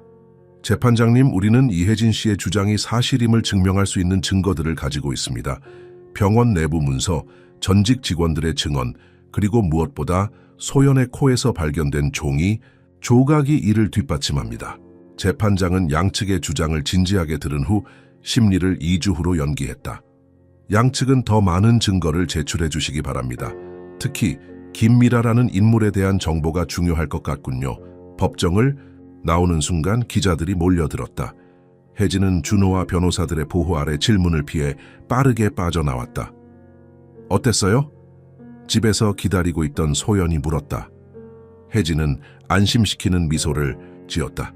괜찮았어, 소연아. 아직 끝나지 않았지만 우리는 할 수 있는 모든 것을 다하고 있어. 그날 밤 지원 기자에게서 전화가 왔다. 그녀의 목소리는 흥분으로 떨렸다. 김미라를 찾았어요. 혜진은 숨을 멈췄다. 정말요? 어디에요? 대구의 한 정신병원에 있습니다. 6년 동안 그곳에 입원해 있었어요. 병원 기록에 따르면 그녀는 심각한 우울증과 망상으로 자해 입원했다고 되어 있지만, 하지만요? 제가 직접 만나봤어요. 그녀는 정신적으로 완전히 건강합니다. 그녀는 자신의 아기가 사망했다는 말을 믿지 않았고 계속해서 진실을 찾으려 했대요. 그러자 가족들이 그녀를 정신병원에 입원시켰습니다. 아마도 정재호의 영향력 때문일 거예요. 혜진은 충격을 받았다. 그녀가 내 소연을 만나고 싶어 할까요? 네, 간절히 원하고 있어요. 그녀는 자신의 아기가 살아있다는 것을 항상 믿어왔대요. 그리고 이제 그 믿음이 사실로 밝혀졌습니다. 혜진의 감정은 복잡했다. 한편으로는 김미라가 살아있다는 사실에 기뻤지만 다른 한편으로는 두려웠다. 소연은 이제 그녀의 생물학적 어머니를 만날 수 있게 되었다. 그리고 그것은 혜진과 소연의 관계를 영원히 바꿀 수도 있었다. 그녀를 법정의 증인으로 세울 수 있을까요? 혜진이 물었다. 이미 변호사와 이야기 중입니다. 김미라의 증언은 이 사건을 완전히 뒤집을 수 있을 거예요. 다음 날 혜진은 소연과 함께 앉아 이 새로운 상황에 대해 이야기했다. 소연아, 내 생물학적 어머니를 찾았어. 그녀의 이름은 김미라야. 소연의 눈이 커졌다. 정말요? 그녀는 어디 있어요? 대구의 병원에 있어. 그녀는 너를 만나고 싶어 해. 소연은 잠시 침묵했다. 저도 그녀를 만나고 싶어요. 하지만 엄마는 항상 제 엄마예요. 그건 절대 변하지 않아요. 혜진의 눈에 눈물이 고였다. 그녀는 소연을 꽉 안았다. 고마워, 내 딸. 2주 후 두 번째 심리가 열렸다. 이번에는 법정이 사람들로 가득 찼다. 언론의 관심이 폭발적으로 증가했고 유사한 경험을 한 다른 가족들도 법정에 나타났다. 가장 중요한 증인은 김미라였다. 그녀는 떨리는 목소리로 자신의 이야기를 들려주었다. 어떻게 그녀가 미혼모로 아기를 낳았는지, 어떻게 병원에서 아기가 사망했다고 거짓말을 들었는지, 그리고 어떻게 그녀가 진실을 찾으려 했을 때 정신병원에 갇히게 되었는지. 저는 제 아기가 살아있다는 것을 항상 알고 있었습니다. 김미라가 말했다. 어머니의 직감이었죠. 그리고 이제 제 딸이 살아있다는 것을 알게 되었습니다. 혜진 씨 덕분에 제 딸은 안전하게 잘할 수 있었어요. 재판장은 그녀의 증언에 깊은 인상을 받은 듯했다. 정재호 측 변호사들은 반박하려 했지만 김미라의 진실된 감정 앞에서 그들의 주장은 설득력을 잃었다. 심리가 끝난 후 혜진은 김미라에게 다가갔다. 두 여성은 서로를 바라보았다. 한 명은 소연을 낳은 어머니, 다른 한 명은 소연을 키운 어머니. 감사합니다. 김미라가 먼저 말했다. 제 딸을 구해주셔서, 그리고 그녀를 사랑해주셔서 감사합니다. 혜진은 고개를 끄덕였다. 소연은 당신을 만나고 싶어 해요. 준비되셨나요? 김미라의 눈에 눈물이 고였다. 6년 동안 매일 이 순간을 기다렸어요. 혜진은 김미라를 준호의 아파트로 초대했다. 그곳에서 소연은 자신의 생물학적 어머니를 처음으로 만나게 될 것이다. 그 만남은 어떻게 될까? 소연은 어떤 감정을 느낄까? 혜진은 불안했지만 그녀는 소연의 행복을 위해 이 일이 필요하다는 것을 알았다. 법정이 끝나고 나오면서 혜진은 정재호와 눈이 마주쳤다. 그의 얼굴은 더 이상 자신감으로 가득 차 있지 않았다. 대신 그곳에는 두려움과 분노가 있었다. 그는 무너지고 있었다. 혜진은 고개를 들고 당당하게 걸어 나왔다. 그녀는 더 이상 도망치지 않을 것이다. 그녀는 진실을 위해 싸웠고 이제 그 진실이 승리하고 있었다. 준호의 아파트는 긴장된 공기로 가득 차 있었다. 소연은 창가에 서서 대문 쪽을 바라보고 있었다. 오늘은 그녀가 생물학적 어머니인 김미라를 만나는 날이었다. 혜진은 부엌에서 차를 준비하며 자신의 떨리는 손을 진정시키려 노력했다. 괜찮아요, 엄마? 준호가 부엌으로 들어오며 조용히 물었다. 혜진은 약하게 미소 지었다. 솔직히 말하면 무서워요. 소연이 그녀를 더 좋아하면 어쩌죠? 소연이 저와 함께 있는 것보다 그녀와 함께 있기를 원하면 어쩌죠? 준호는 부드럽게 혜진의 어깨를 잡았다.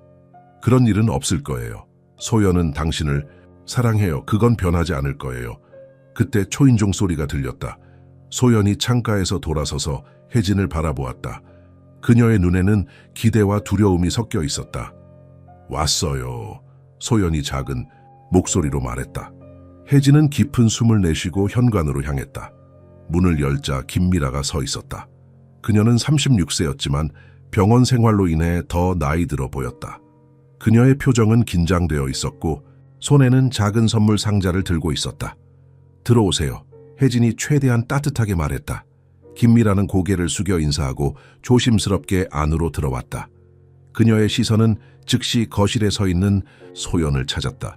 두 사람의 눈이 마주쳤을 때 시간이 멈춘 것 같았다. 소연아, 김미라의 목소리가 떨렸다. 내 딸. 소연은 움직이지 않았다. 그녀는 자신의 생물학적 어머니를 유심히 살펴보았다. 김미라의 눈, 코, 입, 그것들은 소연의 얼굴에도 있는 특징들이었다. 안녕하세요, 소연이 마침내 말했다. 그녀의 목소리는 조용했지만 흔들리지 않았다. 김미라는 한 걸음 더 다가갔다. 료를 마침내 만나게 되어 정말 기뻐. 저는 소연이에요. 소연이 자신을 소개했다. 원래는 지민이었나 봐요? 김미라는 고개를 끄덕였다. 네, 이름은 박지민이었어. 하지만 내가 너를 위해 골랐던 이름은 미소였어. 김미소. 미소요? 소연이 물었다. 웃음이라는 뜻이야. 내가 너를 처음 봤을 때 네가 미소를 지었거든. 비록 태어난 지 몇 시간밖에 안 됐지만. 김미라의 눈에 눈물이 고였다. 준호가 다과를 가져오며 상황을 부드럽게 만들려 했다. 모두 앉으시죠. 차와 케이크 준비했습니다. 네 사람은 거실 테이블에 앉았다. 처음에는 어색한 침묵이 흘렀지만 천천히 대화가 시작되었다. 김미라는 자신의 과거, 소연을 낳았던 날, 그리고 병원에서 그녀가 사망했다는 거짓말을 들었을 때의 고통에 대해 이야기했다. 난 그들의 말을 믿지 않았어. 김미라가 말했다. 어머니의 직감이라고 할까? 난 네가 살아있다는 것을 알고 있었어. 그래서 계속 질문했고 조사했지.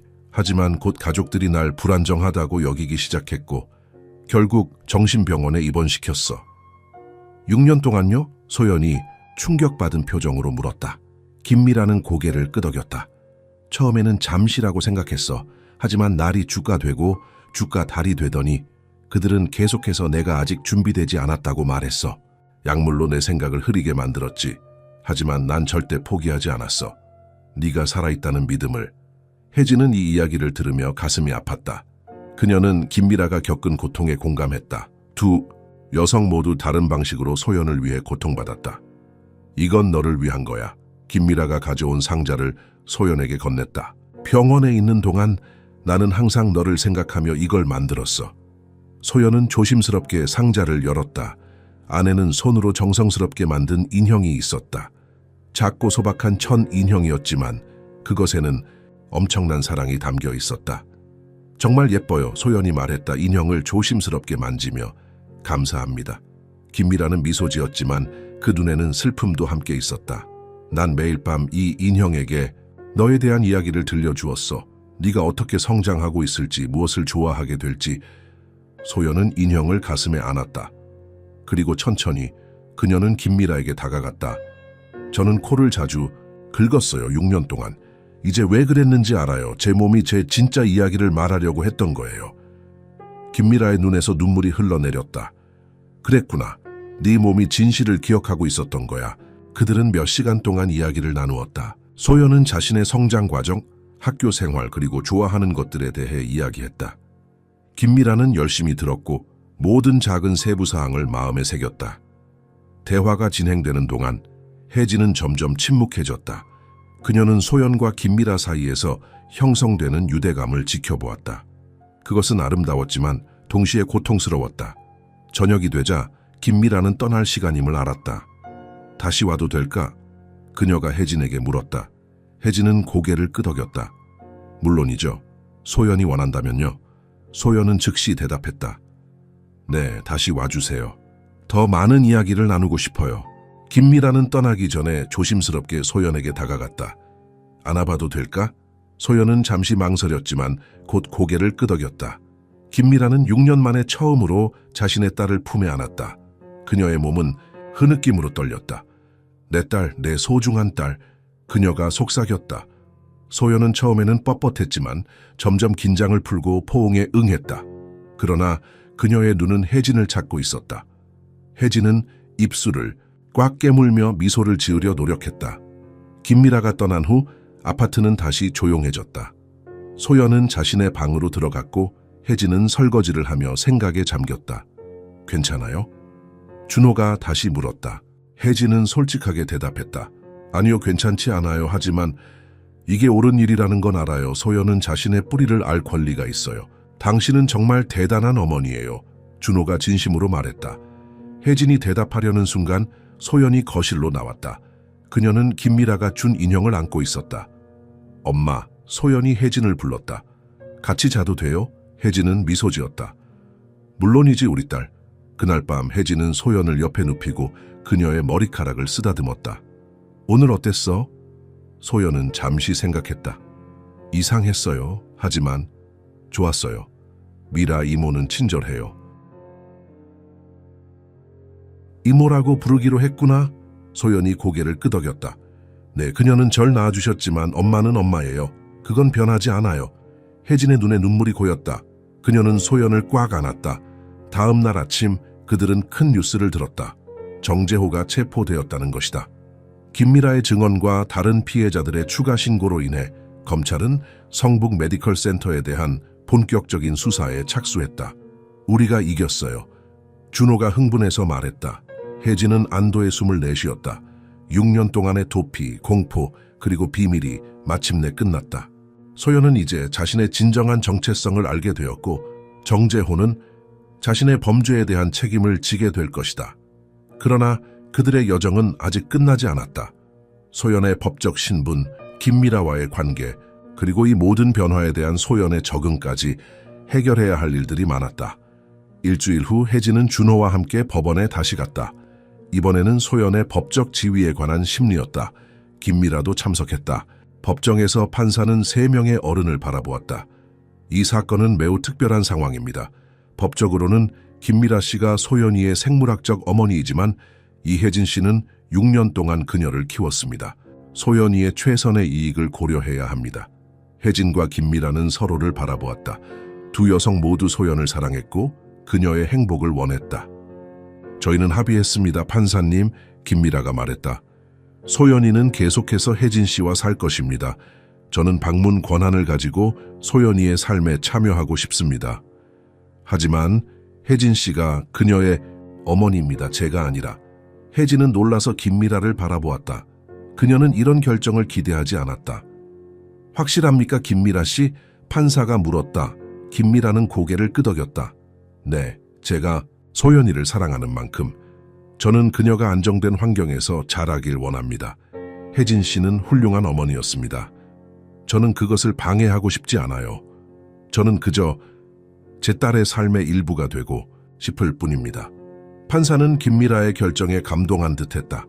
그렇다면 소연이는 계속해서 이혜진 씨의 법적 양육권 아래 있을 것이며 김미라 씨는 정기적인 방문 권한을 갖게 될 것입니다. 소연이의 법적 이름은 김소연으로 유지됩니다. 법정을 나오면서 혜진은 김미라에게 다가갔다. 왜 그런 결정을 내렸어요? 김미라는 쓸쓸하게 미소 지었다. 내가 소연이와 함께 시간을 보내면서 깨달았어요. 그녀는 당신의 딸이에요. 저는 그녀를 낳았지만 당신이 그녀를 키웠어요. 그리고 그녀는 당신을 사랑해요. 그것을 빼앗고 싶지 않아요. 혜진의 눈에 눈물이 고였다. 감사합니다. 하지만 약속해요. 소연은 항상 당신도 그녀의 어머니라는 것을 알게 될 거예요. 두 여성은 서로를 바라보았다. 그들은 경쟁자가 아니라 동맹이 되기로 결심했다. 소연을 위해. 그날 저녁 혜진은 소연과 함께 안동 외곽에 있는 그들의 작은 집으로 돌아갔다.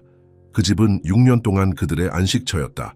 계절이 바뀌고 날씨가 변해도 그 집은 변함없이 그들을 지켜주었다. 괜찮아, 소연아, 혜진이 물었다. 소연은 창밖을 바라보았다. 바람이 불어 나무잎들을 흔들고 있었다. 네, 엄마. 이제 제 코가 아프지 않아요. 그리고 더 이상 숨길 것이 없어요. 혜진은 딸을 안아주었다. 그녀는 얼마나 소연이 짧은 시간 동안 성장했는지 놀라웠다. 9살이지만 그녀는 이미 깊은 지혜를 가지고 있었다. 우편함을 확인하러 가던 혜진은 작은 상자를 발견했다. 그것은 그들의 현관 앞에 놓여 있었다. 이게 뭐지? 그녀가 물었다. 상자를 들어올리며 상자 안에는 오래된 일기장, 손수 만든 인형 하나 그리고 편지가 있었다. 편지는 김미라가 쓴 것이었다. 소연아, 이것을 읽어볼래? 혜진이 편지를 건넸다. 소연은 조심스럽게 편지를 펼쳤다. 그리고 큰 소리로 읽기 시작했다. 사랑하는 딸에게 나는 내 과거를 숨겨 내게 미래를 주기 위해 노력했단다. 내 벌은 너를 큰 소리로 딸이라고 부를 수 없었던 것이었어. 하지만 알아주렴. 네가 느꼈던 매 가려움은 내 침묵이 네 안에서 외치고 있었던 거란다. 난 항상 너를 찾고 있었어. 그리고 이제 너를 찾았지만 난 네 삶을 방해하고 싶지 않아. 너는 이미 훌륭한 어머니를 가지고 있어. 혜진은 내가 할 수 없었던 것을 해주었어. 이 일기장에는 내가 병원에 있는 동안 너에게 쓴 편지들이 담겨 있어. 매일 밤 난 너에게 말을 걸듯이 글을 썼어. 이 인형은 내가 처음 만든 인형의 쌍둥이야. 이제 너는 2개의 인형을 가지게 됐구나. 2명의 어머니처럼. 언젠가 너가 충분히 자라면 우리는 더 많은 이야기를 나눌 수 있을 거야. 하지만 지금은 내가 바라는 것은 오직 네가 행복하고 안전하게 지내는 것뿐이야. 사랑을 담아, 미라 엄마. 소연의 눈에 눈물이 고였다. 그녀는 편지를 가슴에 안았다. 나도 편지를 쓰고 싶어요. 소연이 말했다. 미라 이모에게. 혜진은 고개를 끄덕였다. 물론이지. 네가 원하는 대로 해. 그날 밤 소연은 처음으로 2개의 인형을 나란히 놓고 잠들었다. 혜진은 그녀의 방 문간에 서서 자신의 딸을 바라보았다.